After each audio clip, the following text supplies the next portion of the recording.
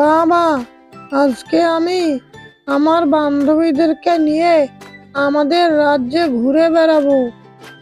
ঠিক আছে মা, তবে কিছু সৈন্য সামন্তর সাথে করে নিয়ে যাস। বিপদ আপদের কথা তো বলা যায় না। না বাবা, কোনো সৈন্য সামন্তর আমাদের সাথে গেলে হবে না। আমরা তো শিক্ষা সফরে বের হব। এই বলে রাজকন্যা সেখান থেকে চলে গেল। হ্যাঁ গো, মেয়েটা তো অনেক বড় হয়েছে, এভাবে আর ওকে স্বাধীনভাবে চলতে দিও না। রানী, তুমি কোনো চিন্তা করো না।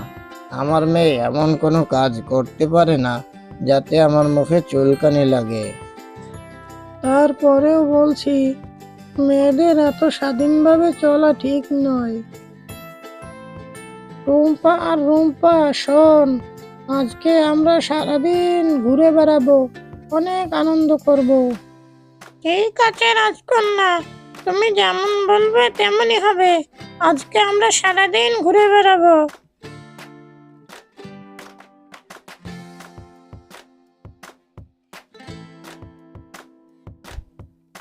আমাদের রাজ্যটা যে এত সুন্দর, তা আজকে ঘুরতে না বেরোলে বুঝতেই পারতাম না। হ্যাঁ, ঠিকই বলেছ, আমাদের রাজ্যটা সত্যি অনেক সুন্দর।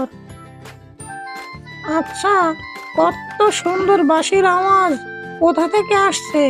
তোমরা কি শুনতে পারছো বাঁশির সুর? আহা, কি মধুর সুর! আমি জীবনেও এত সুন্দর বাঁশির আওয়াজ শুনিনি। তাহলে রুম্পা, রুম্পা, চল গিয়ে দেখি কে এত সুন্দর করে বাঁশি বাজায়।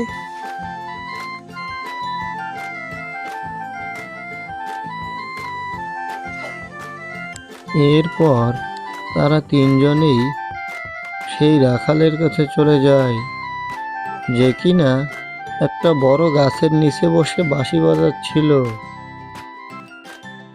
আগে আমি যদি ভুল না করে থাকি, তাহলে আপনি হলেন এই রাজ্যের রাজকুমারী, কি তাই না? হ্যাঁ, আমি এই রাজ্যের রাজকুমারী, কিন্তু তুমি তো অনেক সুন্দর করে বাঁশি বাজাও। আহা, কি দারুণ সুর! আমার তো ইচ্ছে করছে আমি তাকে বিয়ে করে ফেলি। সে যেমন হ্যান্ডসাম, তেমনি তার বাঁশির সুর। ঠিক আছে, আজ তাহলে আমরা আসি। আমি মাঝে মাঝে তোমার কাছে বাঁশির সুর শুনতে আসবো কিন্তু। এরপর রাজকন্যা রাজপ্রাসাদে চলে গেল।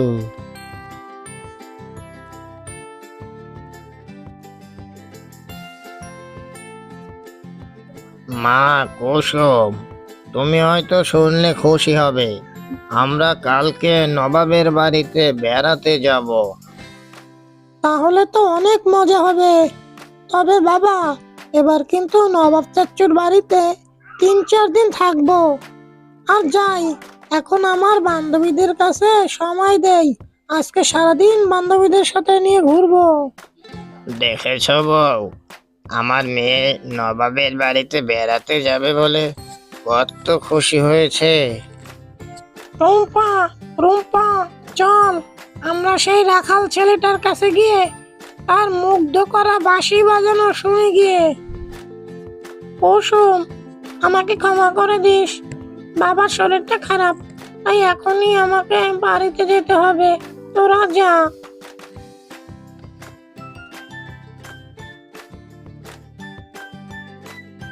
হ্যাঁ গো মহাশয়, কেমন আছো?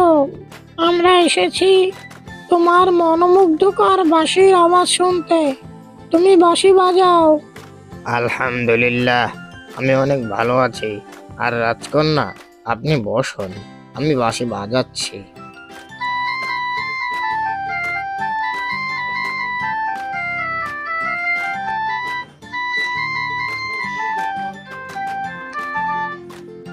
আজ তাহলে আসি। আর হ্যাঁ, 3-4 দিন আসতে পারবো না, নবাবের বাড়িতে বেড়াতে যাব। সেই পর্যন্ত নিজের খেয়াল রেখো। ঠিক আছে রাজকন্যা, আপনি বেড়াতে যান, তবে নিজের খেয়াল রাখবেন। সেই পর্যন্ত আমি আপনার জন্য অপেক্ষা করব।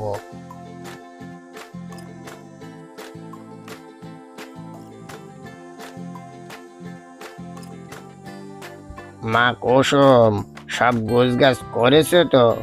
এখনই আমরা তোমার নবাব চাচ্চুর বাড়ির উদ্দেশ্যে রওনা হব। বাবা, আমরা তো সেই কখন রেডি হয়ে বসে আছি। চলো, আমরা এখনই চাচ্চুর বাড়ির উদ্দেশ্যে রওনা হই।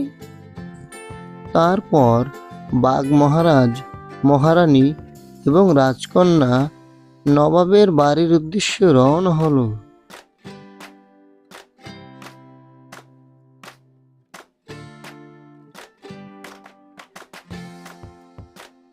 তারা একসময় নবাবের প্রাসাদে পৌঁছে গেল।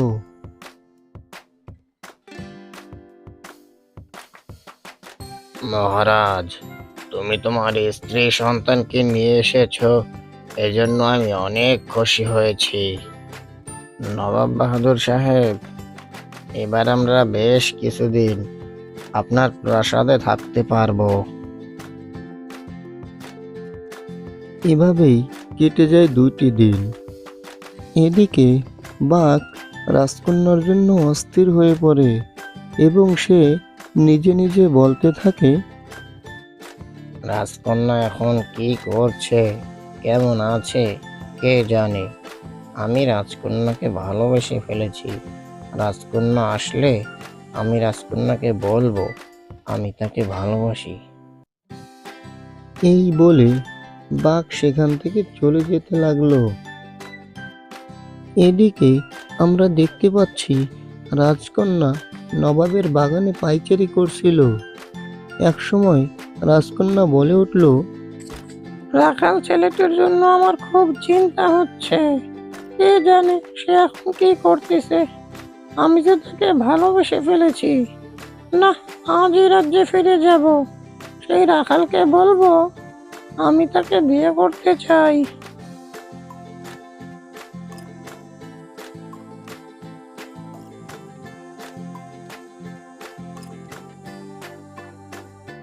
বাবা, আমার এখানে একটু ভালো লাগছে না। চলো আমরা আজই আমাদের রাজ্যে ফিরে যাই। এই রে মা, হঠাৎ করে তোর আবার কি হলো?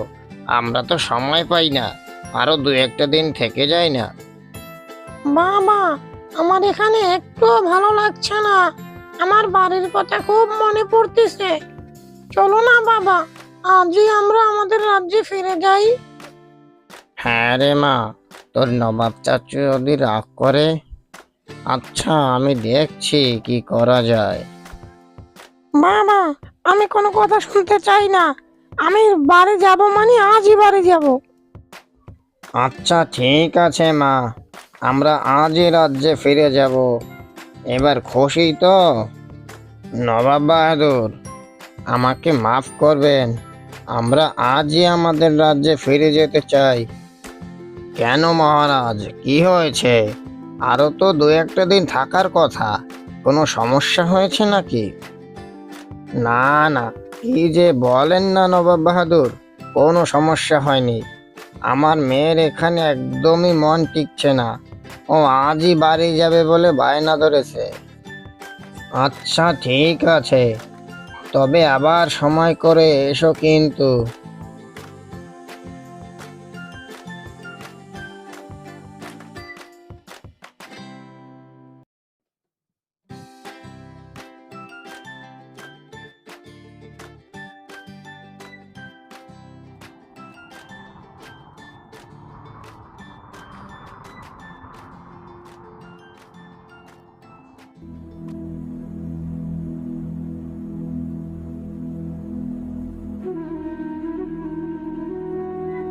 বাবা, আমি তাহলে আমার বান্ধবীদের সাথে একটু ঘুরে আসি গিয়ে। আচ্ছা ঠিক আছে মা, যাও তুমি তোমার বান্ধবীদের সাথে ঘুরতে যাও।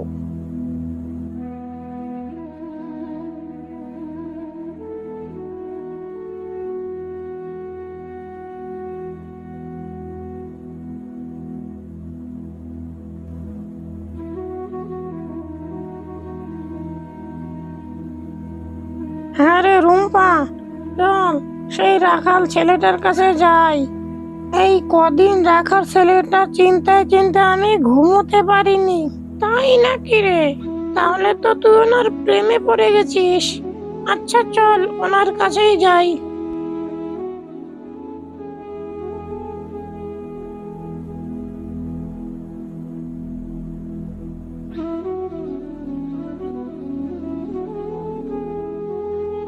রাজকন্যা, আপনি এসেছেন, আমি অনেক খুশি হয়েছি।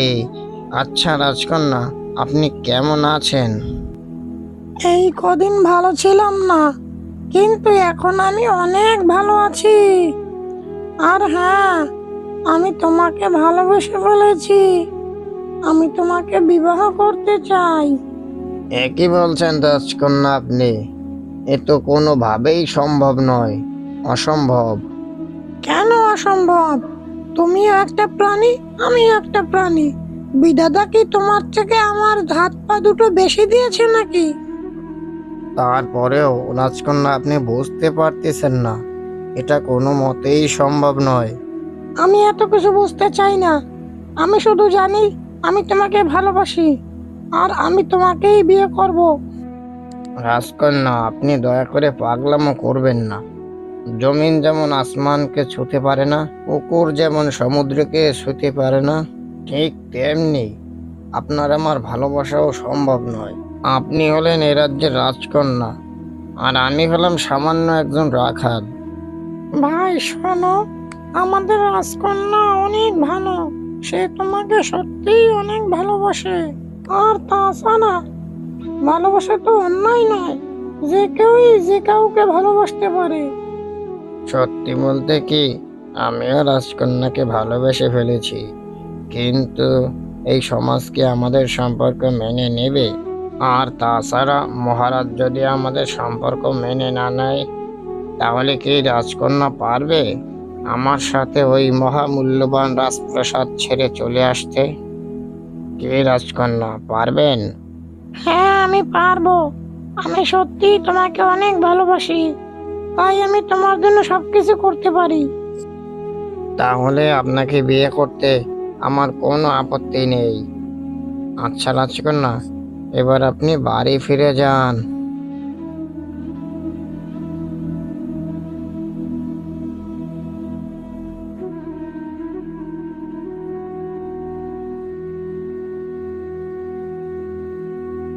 মা, মা গো, আজ আমি অনেক খুশি। আমার মেয়েটার এত খুশির কারণ কি, আমি কি জানতে পারি? মা, সত্যি বলতে কি, আমি আমার মনের মানুষকে খুঁজে পেয়েছি। ও আচ্ছা, আমি বুঝেছি। আচ্ছা মা, তুই তোর ঘরে যা।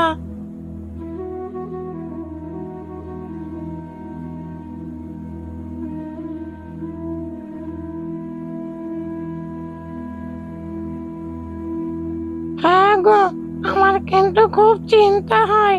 আমাদের মেয়ে কিন্তু এখন সাবালিকা। বউ, তুমি কি বলতে চাইছো? মেয়েটাকে কি এবার বিয়ে দিয়ে দিব? হ্যাঁ গো, মেয়েটার একটা বিয়ে দিয়ে দাও। মেয়েটা যেভাবে চলাফেরা করে, আমার কিন্তু খুব ভয় হয়। কখন জানি বড় কোনো বিপদে পড়ি। বউ, তুমি একদমই ঠিক কথা বলেছ। আমাদের মেয়েকে এবার বিয়ে দিতে হবে। আমাদের নবাবের একজন পুত্র আছে, আমি কি কথা বলে দেখবো? তাহলে তো খুবই ভালো হয়। আমাদের নবাব বাহাদুর তো খুবই ভালো। কিন্তু নবাব বাহাদুর কি আমাদের এই প্রস্তাব মেনে নেবে? আরে বউ, নবাব বাহাদুর আমার খুব ভালো বন্ধু। আগে তার সাথে তো কথা বলে দেখি।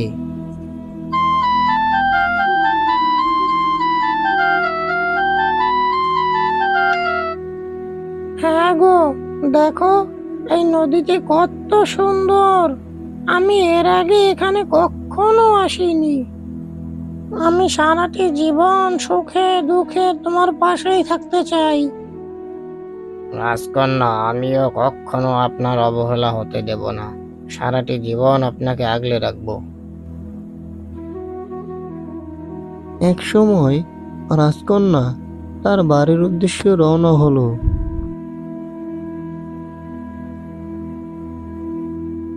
বউ, আমাদের তো কপাল খুলে গেল। আমাদের মেয়েকে নবাব তার পুত্রবধূ করতে রাজি হয়েছে। আর এই হলো তার পুত্রের ছবি। কি পছন্দ হয়েছে? ছেলে তো একেবারে কুচকুচে কালো। আমাদের মেয়ের কি এই ছেলেকে পছন্দ হবে? আরে বাবা, হবে হবে। কালো হলেও সে তো নবাবের পুত্র বলে কথা। এরই মধ্যে সেখানে রাজকন্যা কুসুম চলে আসে। মা কুসুম, ছোটবেলা থেকেই তুমি যখন যা চেয়েছো তখন তাই দিয়েছি। তোমার ভালো মন্দ দেখার দায়িত্ব আমাদের। নবাবের পুত্রের সাথে তোমার বিয়ে ঠিক করেছি। বাবা, তুমি আমাকে মাফ করে দিও। আমি এই বিয়ে করতে পারবো না। আরে, তুই তো জানিস না, সে কিন্তু আমাদের নবাবেরই পুত্র। বাবা, আমি একজনকে ভালোবাসি, আর আমি বিয়ে করলে শুধু তাকেই বিয়ে করব। এই আমার শেষ কথা। আচ্ছা ঠিক আছে মা, তুমি যখন নিজের সিদ্ধান্ত নিজে নিয়ে ফেলেছো তখন কি আর করার। মা, কালকেই তুমি তাকে এবং তার গার্জিয়ানকে প্রাসাদে আসতে বইলো। পাকা কথাটা সেরে ফেলবো। এরপর রাজকন্যা খুশি মনে তার ঘরে চলে গেল। আমি শুধু শুধু ভয় পাচ্ছিলাম। আমার বাবা সত্যিই অনেক ভালো। হ্যাঁ গো, একটা খুশির খবর আছে গো। আমার বাবা তোমার আমার সম্পর্ক মেনে নিয়েছে। আজকে বিকালেই তোমার গার্জিয়ানকে সাথে করে নিয়ে তুমি প্রাসাদে যাবে। তুমি সত্যি বলছো? মহারাজ আমাদের সম্পর্ক মেনে নিয়েছে? আচ্ছা ঠিক আছে, আমি আজকেই আমার বাবাকে নিয়ে প্রাসাদে যাব।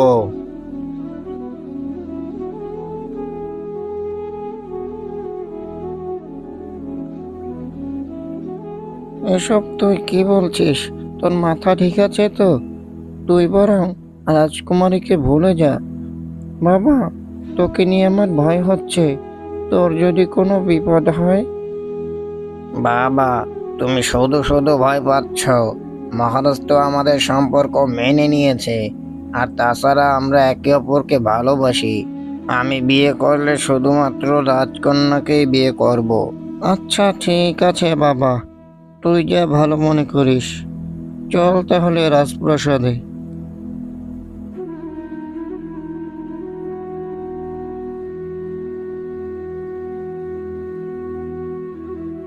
এরপর আমরা দেখছি শিয়াল এবং তার বাঘপুত্র তারা দুজনেই রাজপ্রাসাদে চলে গেল। তুমি এসেছো, আমি খুশি হয়েছি। আচ্ছা, তোমার বাবাকে নিয়ে আসলে না কেন? আর উনি বা কে? মহারাজ, আপনি যাকে আমার সামনে দেখতে পাচ্ছেন সেই হচ্ছে আমার বাবা। ও আচ্ছা, তাই বলো। আচ্ছা বাদ দাও, আমরা মূল কথায় আসি। পণ্ডিত মশাই, আপনি কি কাজ করেন? আর আপনার কয়টা বাড়ি এবং কয়টা গাড়ি আছে? আমার মেয়েকে যে পুত্রবধূ করতে এসেছেন, তা ওকে নিয়ে রাখবেন কোথায়? দুবেলা দুমুঠো খাবার খেতে দিতে পারবেন তো? মহারাজ, সত্যি বলতে কি, আমি একজন কৃষক। কৃষি কাজ করি। জমি জিরাত বলতে তেমন কিছুই নেই। আমরা দুই বাপ বেটা মিলে একটা গুহায় থাকি। আমাদের কোনো গাড়িও নেই। শেয়াল মশাই, তোমাকে অনেক ধন্যবাদ সত্যি কথাগুলো বলার জন্য। কিন্তু জমিন হয়ে আসমানকে স্পর্শ করতে চাওয়া কি ঠিক? তাই বলছি, তোমার ছেলেকে সাবধান করে দিও, আমার মেয়ের সাথে যেন আর না মেশে। মহারাজ, আপনি আমাদেরকে এভাবে অপমান করতে পারেন না। আপনি ভুলে যাবেন না, আপনার মেয়েও আমাকে ভালোবাসে। খামোশ! তোরা এক্ষুনি প্রাসাদ থেকে বেরিয়ে যা, না হলে কিন্তু তোদেরকে আমি শূলে চড়িয়ে মারবো।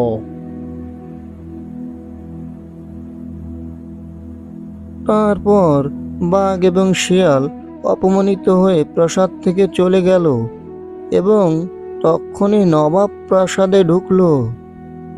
কি ব্যাপার মহারাজ? তোমার মনটা এরকম খারাপ দেখাচ্ছে কেন? কি হয়েছে আমাকে বলো। আর বললেন না নবাব বাহাদুর, ওই শিয়াল এসেছিল তার বাগপুত্রর সাথে আমার রাজকন্যার বিয়ের প্রস্তাব নিয়ে। আপনিই বলুন, ওরা আমার মাথাটা একেবারে গরম করে দিয়েছে। এ যাত্রায় ওদেরকে ছেড়ে দিয়েছি। কি বললে মহারাজ? ওই বাঘটা শেয়ালটির সন্তান? কিন্তু এটা কি করে সম্ভব? আমি তো আমার বাপের জন্মেও এমন কথা শুনিনি। বাঘ কি করে শেয়ালের সন্তান হতে পারে? তাই তো নবাব বাহাদুর, আপনি একদম ঠিক কথাই বলেছেন। আচ্ছা চলেন আমরা গিয়ে দেখি আসল ঘটনাটা কি।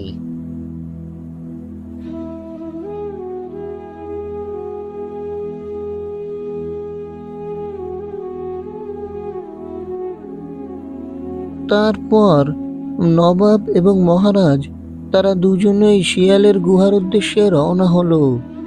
এক সময় তারা শিয়ালের গুহায় পৌঁছে গেল। আমার কি সৌভাগ্য, নবাব এবং মহারাজ আমার বাড়িতে। কিন্তু কোথায় যে আপনাদেরকে বসতে দেই? আচ্ছা ঠিক আছে, আমরা এখানে বসতে আসিনি, একটা কথা জানতে এসেছি। ওই বাঘটা তোমার সন্তান হলো কিভাবে? আমি তো আমার বাপের জন্মে এমন কথা শুনিনি। শেয়ালের সন্তান কিনা একটা বাঘ। সত্যি বলতে কি, ও আমার সন্তান নয়। আজ থেকে 20 বছর আগে মধুপুর জঙ্গলে ওকে কুড়িয়ে পেয়েছি। কি বললে? মধুপুর জঙ্গল? আচ্ছা, ছোটবেলায় ওর গায়ে যেই জামা কাপড় ছিল তা কি তুমি আমাকে দেখাতে পারবে? নবাব বাহাদুর, আপনি বিচলিত হবেন না। সেই জামা কাপড়গুলোকে আমি অনেক যত্ন করে রেখে দিয়েছি। অনেক ভালো করেছ পণ্ডিত। দয়া করে তাড়াতাড়ি আমাকে সেই জামা কাপড়গুলো দেখাও। নিন, এই দেখুন, এই জামা কাপড়গুলোই সেদিন ওর পরনে ছিল। পণ্ডিত মহারাজ, ওরে, ও তো আমার হারিয়ে যাওয়া মানিক, আমার ছেলে। আজ থেকে 20 বছর আগে মধুপুর জঙ্গলে হারিয়ে গিয়েছিল। হে মহারাজ, এবার তো আমার এই ছেলের সাথে তোমার মেয়ের বিয়ে দিতে কোনো আপত্তি থাকার কথা নয়। আর পণ্ডিত, তুমিও আমাদের পরিবারের সদস্য। এখন থেকে তুমিও আমাদের সাথেই থাকবে। এরপর শিয়ালের বাঘপুত্রের সাথে রাজকন্যার বিয়ে হয়। তারপর মহারাজ, নবাব এবং শিয়াল সহ সকলে একসাথে মিলেমিশে বসবাস করতে লাগলো।